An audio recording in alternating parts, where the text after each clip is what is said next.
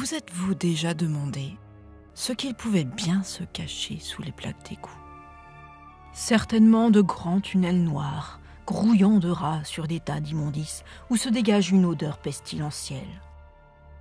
Mais à Lyon, sous certaines plaques, se terre autre chose. Un réseau souterrain énigmatique. Les arêtes de poissons.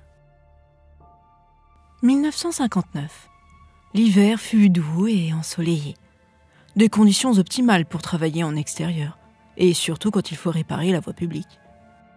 Voici plusieurs semaines que les services de la voirie de la ville de Lyon enquêtent sur une étrange anomalie.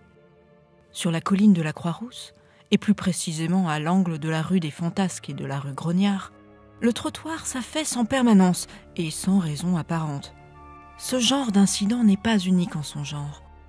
Nos ingénieurs s'attendaient donc à découvrir une canalisation rompue, et non un puits maçonné de plus de 30 mètres de profondeur.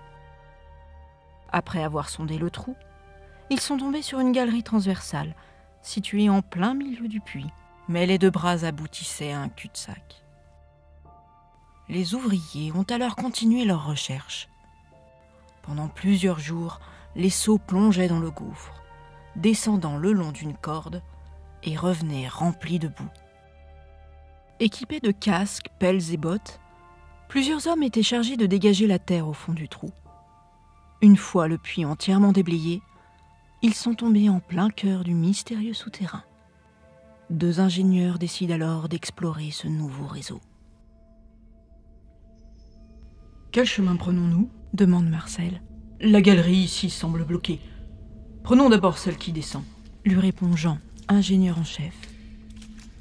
Alors que les deux hommes s'engouffrent dans le tunnel, une forte odeur de terre mouillée emplit leurs narines. Ils lèvent tous deux leurs lampes et aperçoivent le fond de la galerie avec un passage sur le côté. Ils continuent alors de pénétrer plus profondément dans l'obscurité. Tu as vu comme la galerie est large ? C'est inhabituel, fait remarquer Marcel. Et la maçonnerie paraît ancienne. Crois-tu que nous sommes dans une galerie de captage ou dans des anciens égouts romains ? Je ne crois pas. Regarde le sol. Cela ne ressemble pas à ce que l'on peut trouver dans des égouts romains. Et ce n'est pas non plus un aqueduc. Répond Jean. Oui, et puis regarde comme ce mur est bien travaillé. Ils ont même pris le temps de surligner les joints à coups de truelle. Pourquoi ce souci du détail dans de simples souterrains ? Déclare Marcel, en passant une main sur la paroi. Arrivés au niveau du coude, les deux hommes penchent leur tête dans la galerie. Une lueur au sol attire leur regard. Ils s'approchent de l'objet brillant, se penchent et saisissent ce qui semble être une couronne brisée. « Qu'est-ce que c'est » demande Marcel. « Je ne sais pas. C'est en métal. C'est lourd. Peut-être du cuivre ou du bronze. Regarde, il y a comme des feuilles. On dirait un morceau de couronne de laurier. » Répond Jean en frottant l'objet pour essayer d'en retirer la terre. « Oh, on va peut-être dénicher de l'or dans ces souterrains » affirme Marcel. « Toi, tu crois encore au trésor des Templiers. Ne rêve pas trop. » Répond Jean. « Sais-tu que juste au-dessus de nous, ils ont trouvé il y a quelques années la sépulture d'un chevalier ?» Continue Marcel. « Je me souviens, mais je crois que c'était plutôt un soldat romain. » L'homme ouvre son sac en cuir et glisse l'imposant morceau de couronne à l'intérieur. Puis, ils poursuivent leur exploration des souterrains. Arrivés au bout de la galerie, les deux ingénieurs constatent une ouverture au plafond. Ils lèvent leurs lampes au-dessus de leur tête. Leurs yeux se perdent dans les ténèbres. « Encore un puits, » constate Jean. « Peut-être mène-t-il aussi à la surface ?» suggère Marcel. « Aucune idée. Mais regarde, il y a une ouverture là-haut. Comment va-t-on y accéder ? Il n'y a aucune échelle. Continuons d'abord notre chemin. Nous visiterons cette galerie plus tard. » Les deux hommes s'engouffrent plus loin dans le labyrinthe. Mais leur exploration s'arrête brusquement, car devant eux, un amas de terre leur obstrue le passage. « Il faut envoyer une équipe déblayer ici, » déclare Jean, tout en sortant de sa poche un carnet sur lequel il griffonne quelques notes. « Faisons demi-tour et essayons d'accéder à la galerie dans le puits, » propose Marcel. Les deux ingénieurs reviennent sur leurs pas. Arrivés au pied de la deuxième colonne découverte, ils cherchent un moyen d'accéder au tunnel, qui se situe à environ 8 mètres au-dessus d'eux. C'est haut, On va escalader le mur. Je m'occupe d'ouvrir la voie, déclare Marcel. L'homme pose son sac à terre et en sort un baudrier, une corde et quelques pitons d'escalade. Une fois équipé, il pose ses mains sur la paroi et s'agrippe à une petite aspérité.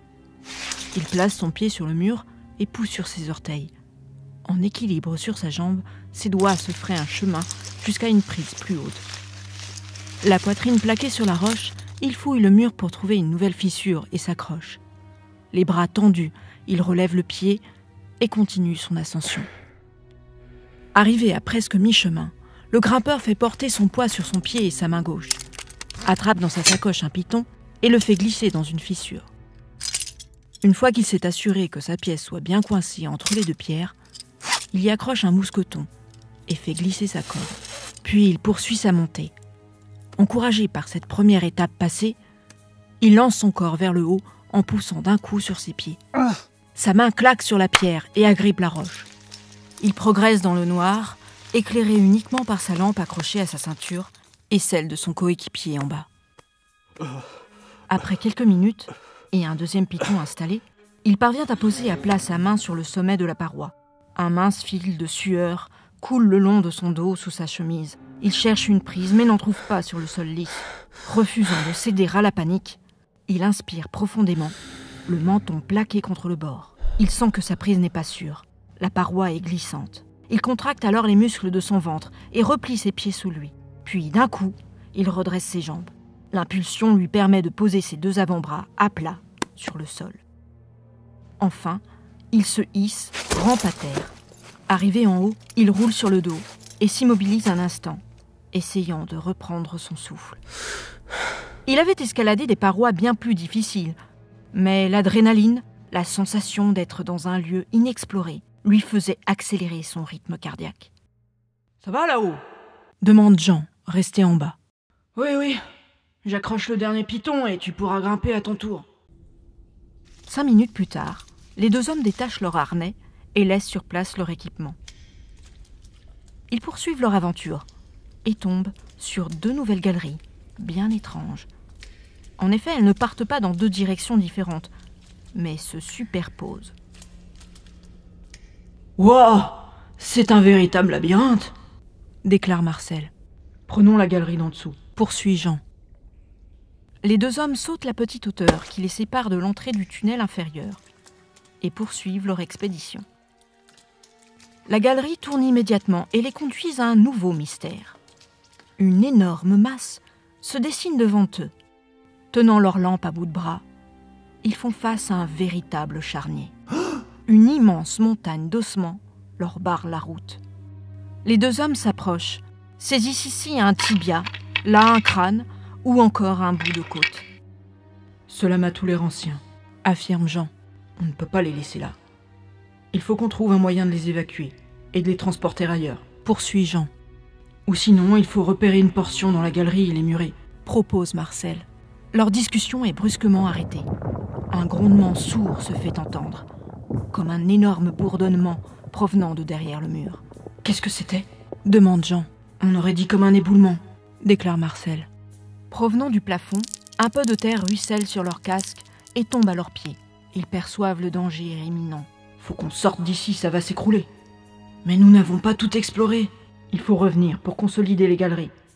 Sinon tout risque de s'effondrer. » Frustrés, les 2 hommes font demi-tour et remontent à la surface. Tout en rebroussant chemin, ils poursuivent leur conversation, s'interrogeant sur cet étrange réseau souterrain. Tous ces ossements, c'est incroyable. Pourtant, nous ne sommes pas dans des catacombes. Non, je ne crois pas non plus. Ces souterrains sont très étranges. Je n'ai jamais vu ça, répond Jean. Moi non plus. Et je suis très curieux de voir ce que nous allons y découvrir. Si nous refermons pour le moment la plaque des arêtes de poissons, l'énigme demeure. Dans les années qui ont suivi cette redécouverte, l'exploration des arêtes de poissons a permis de mettre à jour un réseau considérable, s'étendant sur plusieurs kilomètres, en plein cœur de la colline de la Croix-Rousse. L'étrangeté de ce souterrain réside notamment dans sa structure unique au monde. Une trentaine d'arêtes, d'innombrables puits et 2 antennes de 300 mètres de long.